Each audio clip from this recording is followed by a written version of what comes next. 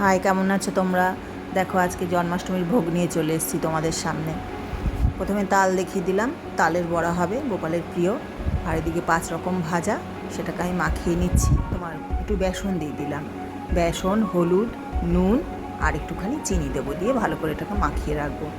এটা বেসনটা দিয়ে মাখলে কী হবে, ভাজাগুলো সব আস্তে আস্তে থাকবে। ভাজা করার পরে কীরকম একটু নেতিয়ে মতো যায় না, সেরকম হবে না। বেসন দিতে পারো, চাইলে একটু আটাও দিতে পারো, বা ময়দা যা হাতের কাছে থাকবে দিয়ে দেবে। আর এদিকে মালপোয়ার দেখো ব্যাটারটা তৈরি করব। দুধ আছে 4 বাটি পরিমাণ, তার মধ্যে ওই 1 বাটি পরিমাণ সুজি দিয়ে দিলাম, ময়দা দিয়ে দিলাম ওই সম পরিমাণে, আর দেবো কলা, আর অল্প করে নারকেল দেবো, বেশি দেবো না, তাহলে শক্ত হয়ে যাবে।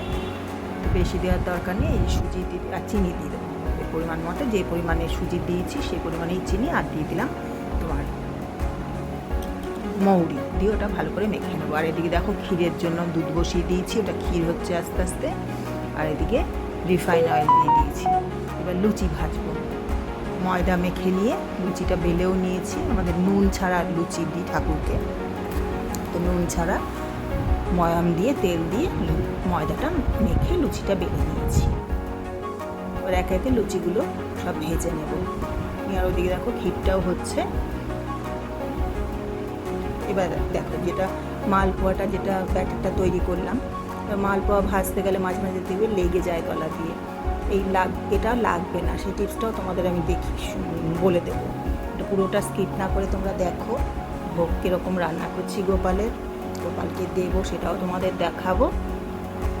আর ছোটো ছোটো টিপসগুলো আমি শেষে দিয়ে দিচ্ছি তোমাদেরকে। তালের বড়ার ক্ষেত্রেও তাই, যাতে বড়াটা ফেটে না যায়, ছড়িয়ে না যায়, সুন্দর বড়া হয়। দেখেছো লুচিগুলো ভাজা হচ্ছে গোপালের জন্য, তাই এইভাবে লুচিগুলো ভেজে নেব। নিয়ে আর ওদিকে ভাজাটা তো রেডি করাই আছে, মাখা। তো ভাবলাম জন্মাষ্টমীর দিন ঠাকুরকে দিলাম, আমার 2জন গোপাল আছে, তোমাদের সঙ্গে শেয়ার করে দিই ভোগটা। পুজো তো হয়ে গেছে, এখন তো শেয়ার করাই যায়, ওই জন্য রেডি করে নিলাম। লুচিটা ভাজা হয়ে গেছে, এবার মালপোয়াটা ভাজবো। ওদিকে দেখো ক্ষীরটাও রেডি হয়ে যাচ্ছে।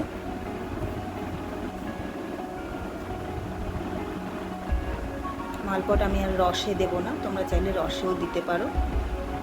1 বাটি পরিমাণ চিনি নিলে সেখানে 2 বাটি পরিমাণ জল দিতে হবে, দিয়ে ওটাকে কমিয়ে আবার 1 বাটি পরিমাণ করে নিতে হবে, তাহলে এই রস রেডি হয়ে যাবে। এবার মালপোয়া পরিমাণ অনুযায়ী তোমরা সেইভাবে করবে। তার মধ্যে একটু এলাচ দিয়ে দেবে, রসটা ফোটার সময় দিলে রসে ভেজিয়ে নিতে পারবে।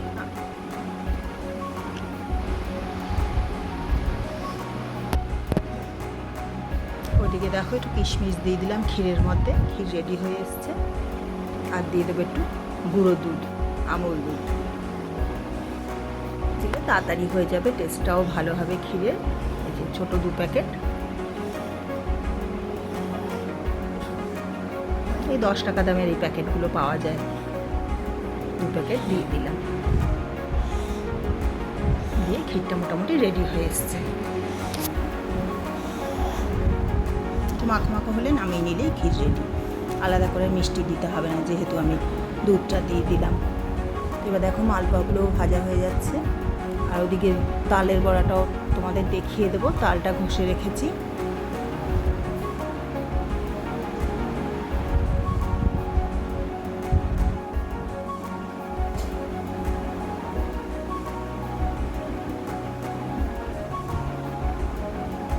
দেখো মালপোয়া রেডি।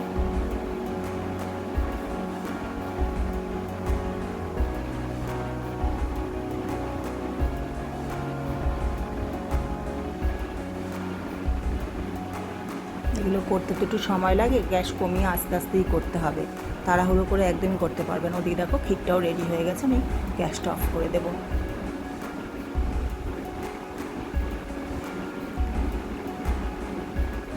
রেডি মালপোয়া। এবার এই ভাজাগুলো দেখো হলুদ মাখিয়ে রেখে দিয়েছিলাম, বেসন। তোমরা এইভাবে মাখিয়ে রাখলে কি হবে, ভাজাগুলো বেশ আস্তে আস্তে থাকবে, নেতিয়ে যাবে না, অনেকক্ষণ অবধি ভাজাগুলো ভালো থাকে, দেখতেও ভালো লাগে। তো এইভাবে মাখিয়ে নিয়ে আটাও দিতে পারো, একটু ময়দাও দিতে পারো, যেটা হাতের কাছে থাকবে, একটু বেসন যেটা হোক মাখিয়ে নিলে ভালো হবে। আর এদিকে তাল দেখো ঘষে নিয়েছি ভালো করে, ওদিকে ভাজাগুলো হচ্ছে, এর মধ্যে দেবো তোমার একটু সুজি অল্প করে, বেশি দেবো না, দিলে আবার শক্ত হয়ে যাবে। আর একটু ময়দা আর একটু নারকেল কোড়া দেবো আর কলা দেবো। আর যেটা বলছিলাম, আর একটু আখের গুড় দিয়ে দিলাম মিষ্টির জন্য, চিনি আর দেবো না। আর যেটা বলছিলাম, ওই মালপোয়াটা লেগে যায় অনেক সময়, এবার এটাকে ভালো করে মেখে নেব, মেখে নিয়ে বড়ার জন্য রেডি করে নেব। এবার মালপোয়াটা লাগবে না তলা দিয়ে, তাহলে কী করতে হবে, যেরকম ময়দা সুজি পরিমাণ তোমাদের দেখালাম ওরকম দিতে হবে, দিয়ে অল্প করে 1 চামচ, বড় চামচের 1 চামচ মতো আটা দিয়ে দিলে ওটা আর উঠবে, লাগবে না তলা দিয়ে। আর সবসময় গ্যাসটাকে কমিয়ে, মানে খুব যেন পেতে না যায় তেলটা, সেইভাবে ওগুলো ভাজতে হবে, তাহলে আর দেখবে একটু লাগবে না। বড়ার ক্ষেত্রেও তাই, তালের বড়ার ক্ষেত্রেও তাই। এর মধ্যে একটু করে 1 চামচ করে আটা দিয়ে দিয়েছি। এবার বড়া রেডি হয়ে গেল।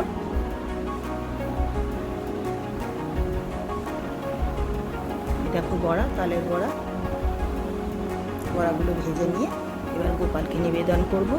আমার 2 জন গোপাল, তাদের জন্য জামাও বানিয়েছি জন্মদিন উপলক্ষে, সেই জামা পরিয়েই গোপালের পুজো দিয়েছি। এই দেখো ভোগ সাজিয়ে দিয়েছি, এই যে 2 গোপাল। আজকের মতো টাটা, সবাই ভালো থাকবে, শুভ জন্মাষ্টমী।